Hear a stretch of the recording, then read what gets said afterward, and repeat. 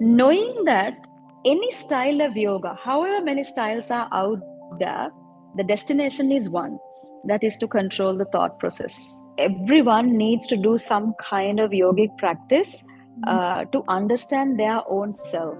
The problem right now in the world is we are so quick to judge others and to find external stimulants to make ourselves happy and to find external validation to make ourselves happy.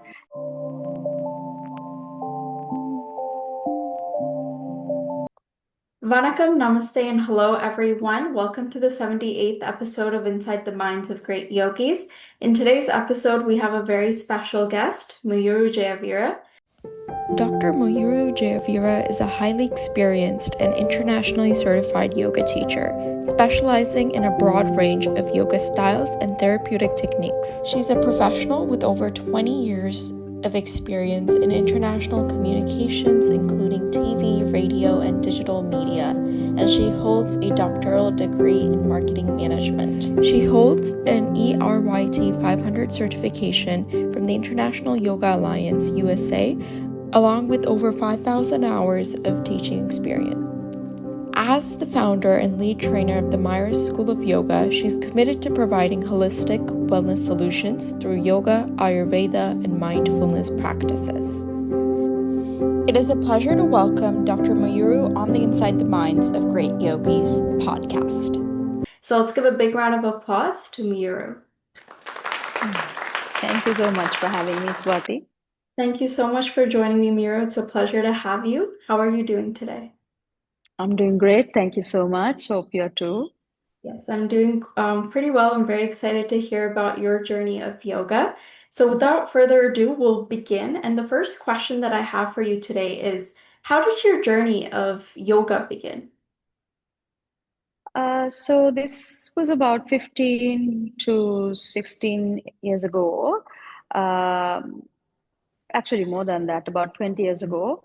I just thought I'll just pop into a class with one of my friends where she wanted to go. And I thought I didn't have clothes, I didn't have the yoga outfits with me. So we just went into a shop, uh, fitted on some stuff, and just came out with the same clothes, removed the tags, and just entered a class, a random class. And it's just that although it was so random and I didn't know the instructor, I didn't know what yoga was. It's just that feeling that gave me after the class. It was much more than a fitness session. It was much more than the gym. It was something that kind of tickled me from inside and made me think of my breath, made me think of my thoughts while I was moving. And that experience actually hooked me on. And after that, I just went for yoga twice a week, thrice a week, every day. And I just left my corporate job and just started doing full-time yoga and then eventually became a yoga teacher. I love that. Thank you for sharing that there and a bit about how you kind of started your journey with yoga. So I'd like to come into the next question that I have for you.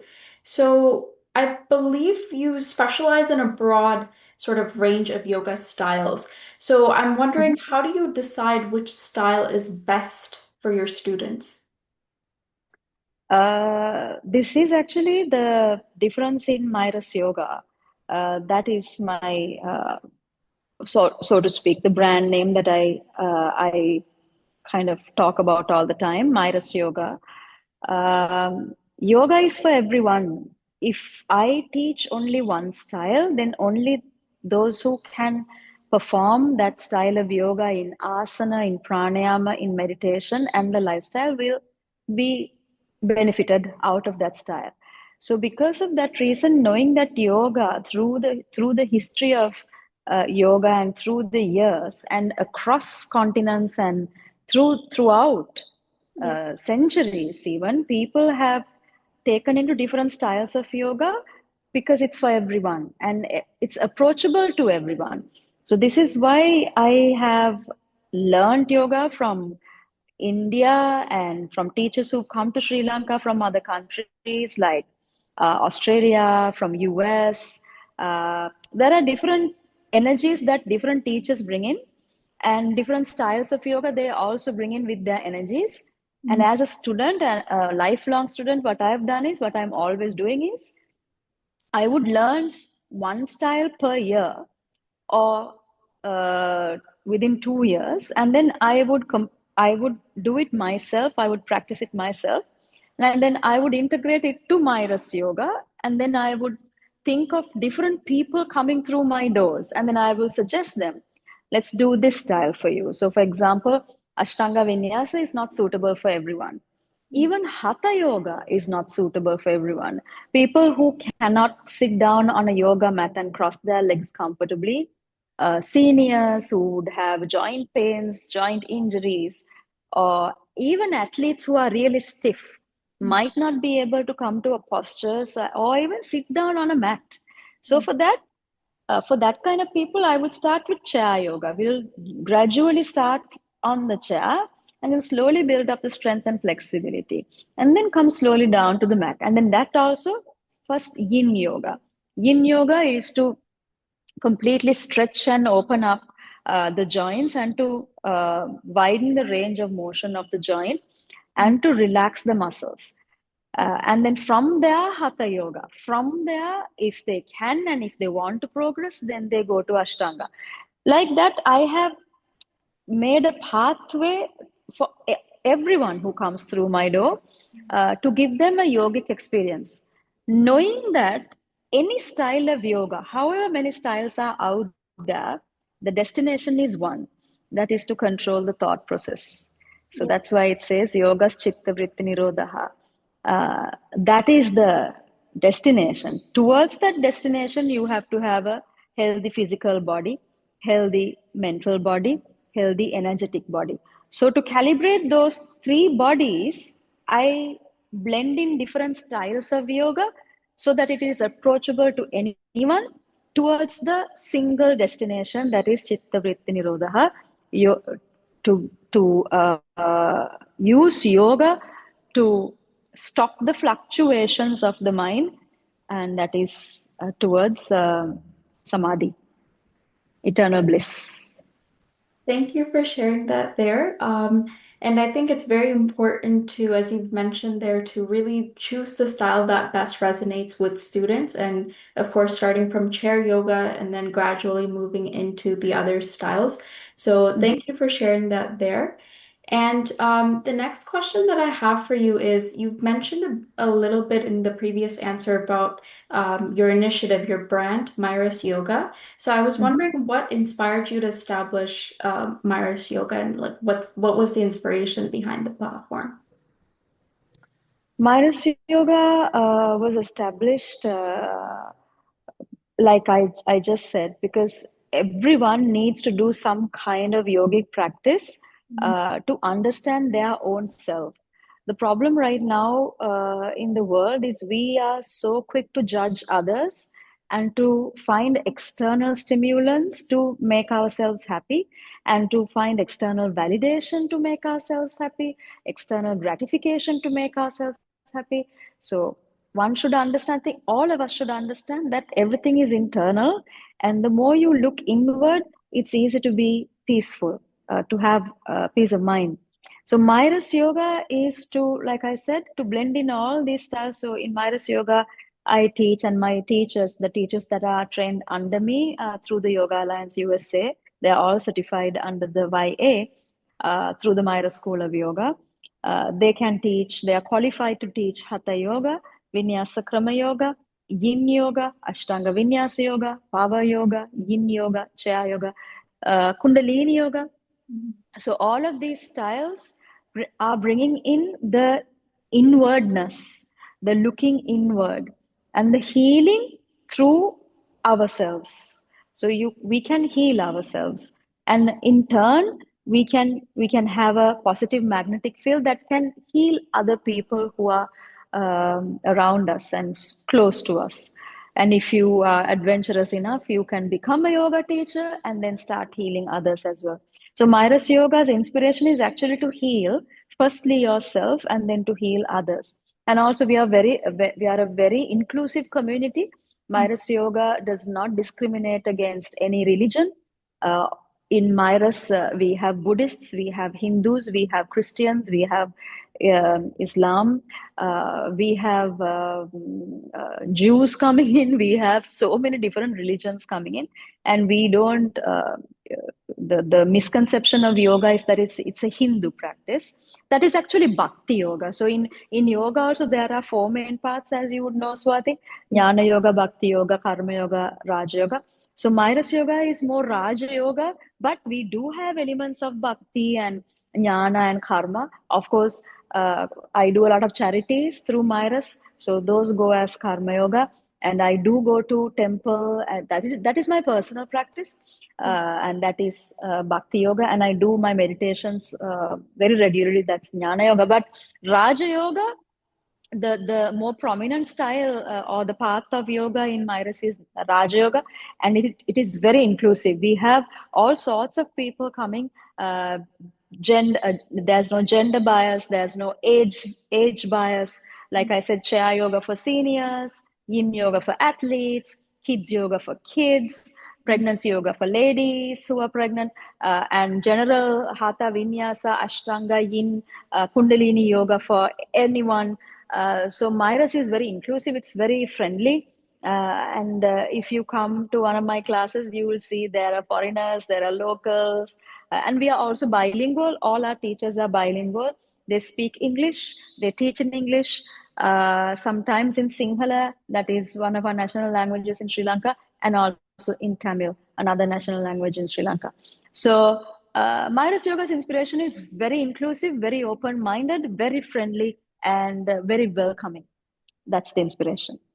I love that. Thank you for sharing a little bit about the Myrus School of Yoga. I really love the work that you're doing there. And I really like how you emphasized on inclusion and diversity, especially making it for everyone. So I think that is very important, especially with yoga. And as you mentioned about your classes, I'd definitely love to check them out as well. So thank you for sharing that there.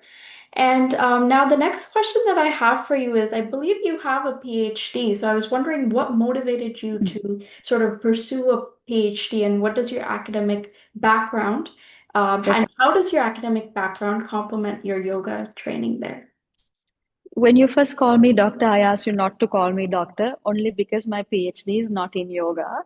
My PhD is in marketing management. So I was a media personality for 20 years. I worked in national television stations, national radio stations, national newspapers, international broadcasting stations like the BBC Sandesha in the UK. When I was living there in the UK for 4 years. So my whole life and my education had been around media and communications. I did it for 20 years, and then I switched to corporates, to public relations.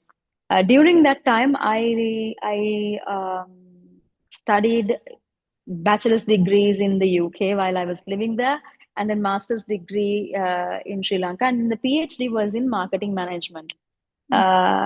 I actually don't know why I did it, because I don't. Well, obviously, any education is usable. I'm using it now for branding and all of that at Myrus, but it's just a qualification for me. And yeah, I'm hoping to get a PhD.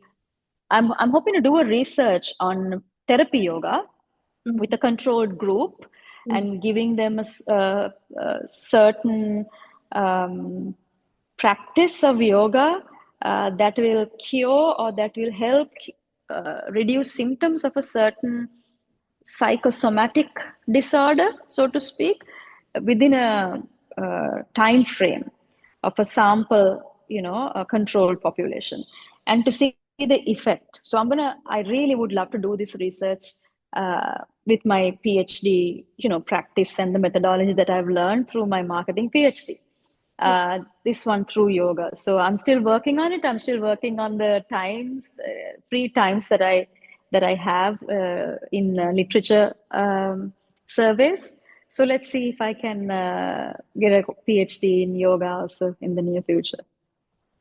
Sure that you will, because it sounds like you're doing an amazing work, as I've mentioned there. So, thank you for sharing a little bit about, your motivation to get a PhD, which I believe was in marketing, as you've mentioned there.